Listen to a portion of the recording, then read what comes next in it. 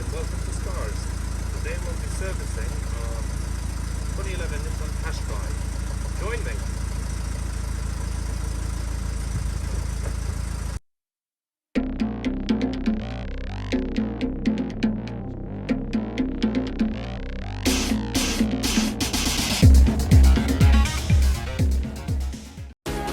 But first, before we proceed with the oil change, I decided to give the car a little run because it's been sitting for a really long time. As obviously I don't get to drive it that often. So once the little run is completed, we can carry on with it. But first, let's have a look what sort of accessory we will be using today. Starting with the engine oil, QQX 5W30, petrol and diesel vehicles, fully synthetic, which is good for your engine. Apparently this engine takes about 7.4 litres, so we've got more than enough. That will do. New wiper blades, we'll change those as well. Here we've got all the filters for the Qashqai. I'm using Autolock. I've been using them in the past and they've been really reliable and very decent pricing. They'll fit. We've got the MAN oil filter, a Kamoka Japanese diesel filter, fuel filter. It's about the same as the one on the car.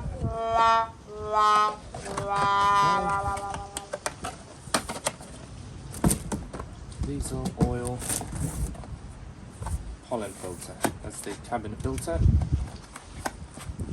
Check. Last but not the least, our air filter. I don't know how to pronounce that. Yeah, and the big box has a new mirror. Well, a new second-hand mirror. This box has a brand new second-hand mirror that will replace our dodgy one, as the cover on the current one is loose. Let me show you. Yeah, this is the glued by tape. Don't know why it's loose. I tried to put it back, but it didn't work. But it does look like a bit of work. It does look like this whole panel has to come off for us to access the bolts there, the screws. So yeah, but yeah, let's start with the essentials and lift this car up for a start. Now the next step is lifting and securing the car so that it's safe to work underneath it. Luckily my drive is on a bit of a slope, so by lifting the car just right to make enough room underneath it, it's sort of leveling it enough for new oil top up and checking it's at the right level. For this job I've used a 3-ton trolley jack and a pair of axle stands. So yeah, let's show you what we've done here. So we'll stop us, and we've lifted the car up on these stands, and the best place to mount them is on the actual car frame. So if you can see it here, they're mounted onto the car frame to avoid causing any damage to the car. So next we'll remove that engine tray. So to remove the engine tray, all we need is a 10mm socket, and there's 2 screws all together.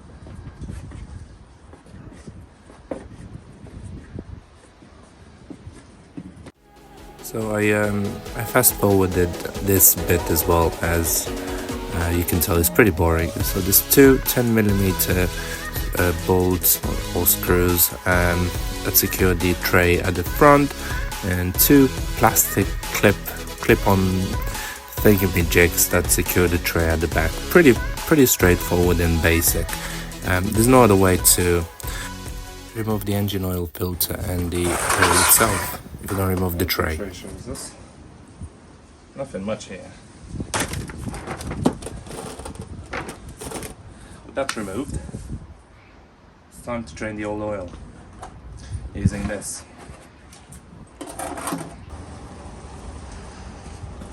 Okay, and now using an 8mm square socket, we're gonna move on to drain the old engine oil. First, loosen up the engine oil cover.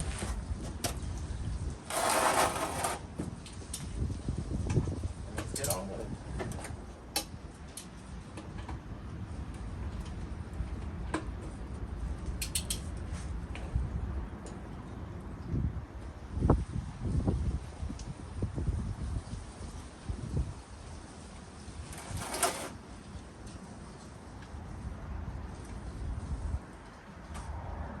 Nice.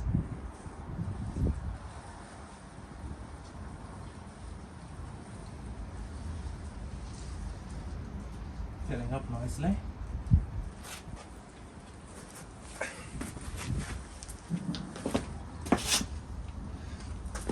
And having a quick look at the sun plug, there's no metal bits on it because it's magnetic. So the engine seems to be in a pretty good condition, if you ask me. Next, moving on to the engine oil filter. By using a 27mm socket, we can proceed with removing the engine oil filter housing, which is quite straightforward. This one was particularly tightened quite hard. But having a quick look at it, nothing worrying there either. It's just an old engine oil. We had a bit of rain as well in the meantime. Out with the old, in with the new, I'd say. Just click in, and by using a torque wrench, tightening it up to a total of 25 Newton meters. Moving next to the sun plug, this needs a torque of 44 Newton meters, and again by using the same torque wrench will obviously make that happen. It's really important not to tighten more than the manufacturer suggests. We had to put everything away due to rain, typical day, and after a bit of a break we can proceed with topping up the new engine oil. I wouldn't say topping up, pouring the new engine oil into the engine.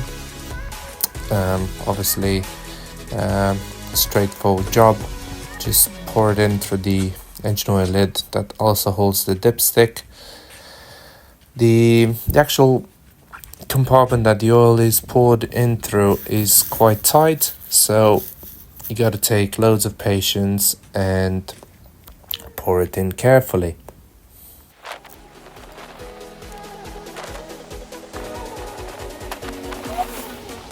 And once again, interrupted by the bad weather, I tidied everything away and went inside for a nice long tea break. And yeah, I sort of finished in the evening, finished the video in the evening. And after another well-deserved tea break, I carried on with topping up the rest of the engine oil. I only went about 90% of what the manufacturer recommends to start with, so I would avoid having to drain the extra oil out of the engine. Once I was done with that, it's now time for the fuel filter replacement, diesel filter replacement, which will not turn out very well, as you'll be able to see in a few moments. So the fuel filter does have a housing of its own and a few clip-in pipes. So basic tools are required for this job. I think there were 10 or 12 millimeter bolts there, and yeah, just remove the clip-in pipes. I don't really want to go through a very detailed, I was trying to do a detailed video of it, but obviously I couldn't. This video is much more of a statement really for my potential sell, to be fair.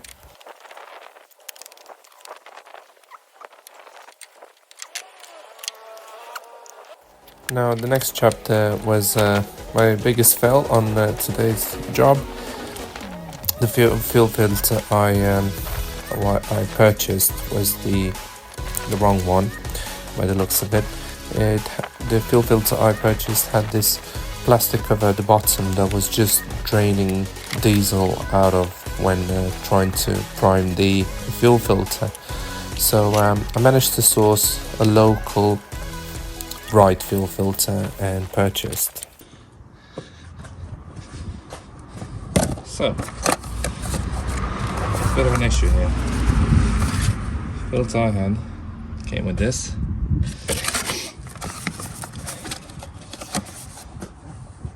And the filter that we need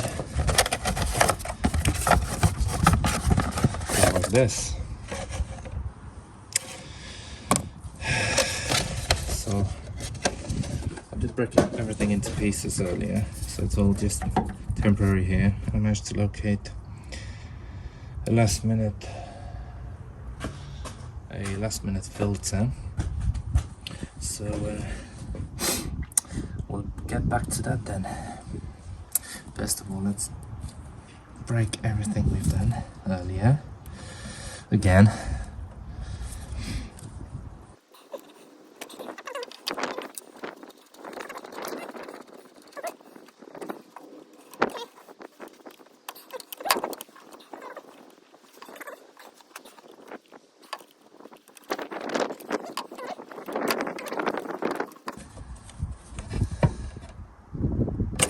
Brilliant. Out with the antique. What's the date here? There was a date. 23/7/11 fuel filter, Nissan. Yeah.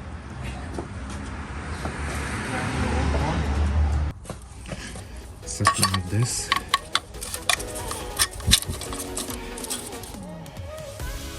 That's exactly how it goes.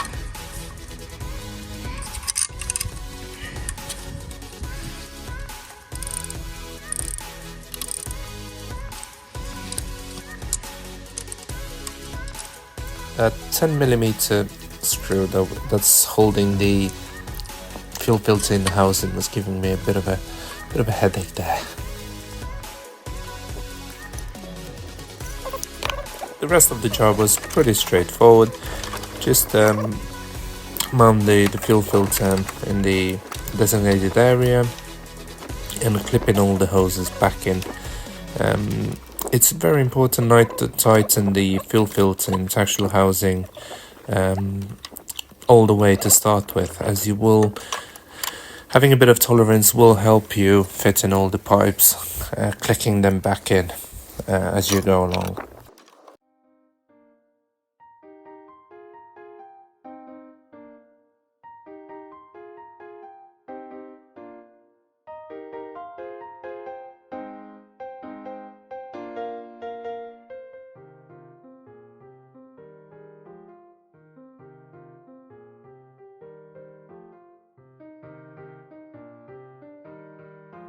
Once everything is plugged back into place, we can move over to priming the fuel filter. There's a bit of a pump there, obviously stock, and once all the tubes have been plugged back in, you just pump it basically, and it fills the fuel filter with diesel for an easier start really. Moving over to the air filter, this was by far the easiest job of the day. Just a couple of clips and there's the air filter coming out. Extremely dirty. I was a bit disappointed by that really. and by the fact the diesel filter was original. A few leaves in there, but nothing else.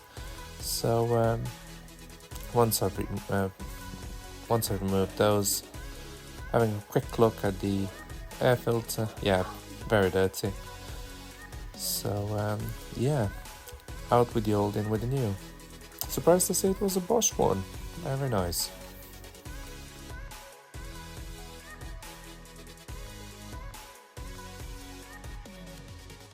You can't go wrong with fitting the air filter there. It just goes back straight into the casing. It's got a funny shape, so it's not actually square. And then once you've put that back in with the new, clip back, that's it, job done. And the last job of the day is replacing the cabin filter. Is located in a really funny position. There's a bit of a cover there. There was a bit of a pain to remove, but once that's removed, you have to sort of squeeze the old cabin filter out, and actually have to squeeze in the new cabin filter too. This was pretty dirty as well, as you will be able to see in a minute. There was loads of leaves coming out of it. There it is. That's exactly what I was telling you about. Got a bit of a mystery how to remove it to start with.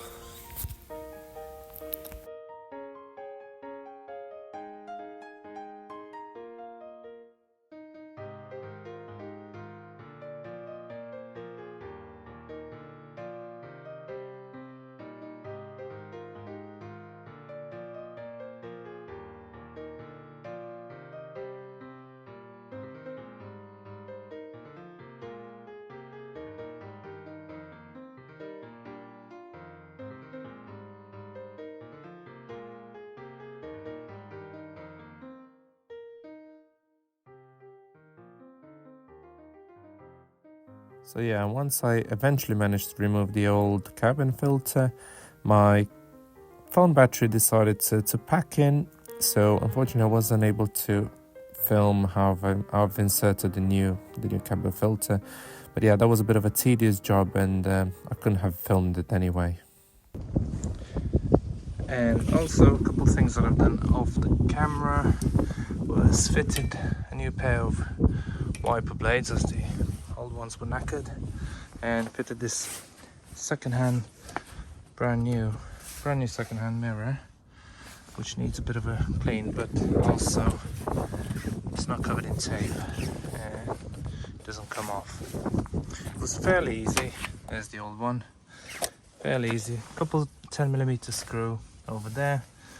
Remove the cover. Remove this. Remove the door cover, not completely, but partially here. Remove this cover. 3 10mm bolts holding the mirror. A clip-in business, click-in business. And now what we're going to do is going to fit a brand new battery. As you've seen in the beginning of the video, the old battery was pretty much knackered. This has a 4 years warranty as well, so let's get to it.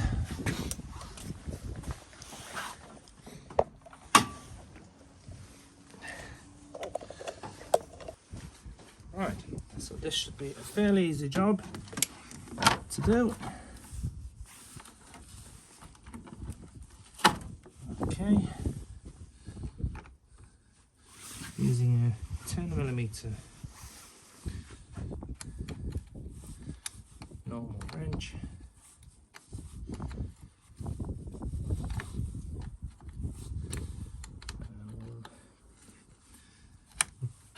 We'll connect it first and then secure it.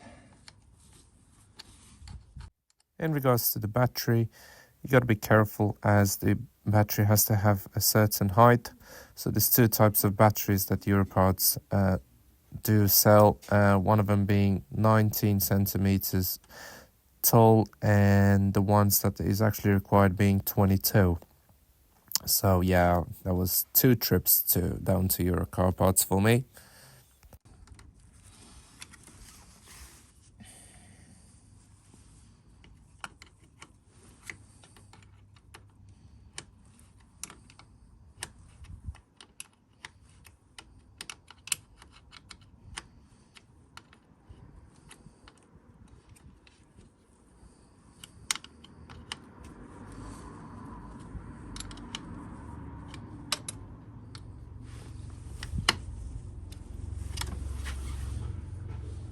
Okay, that's about right. Now, just fit the securing mechanism, fairly basic, just a couple hooks. Okay, that's in.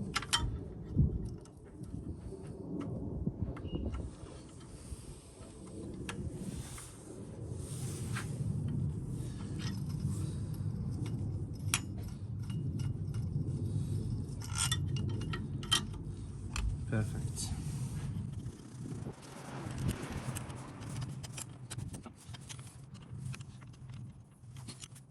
Come on. Yeah, so my phone battery just died. Yeah, the battery has been installed. So now I would say let's give it a go.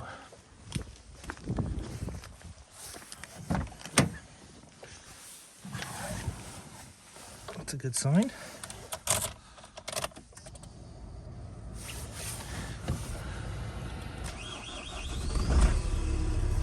Yeah, perfect.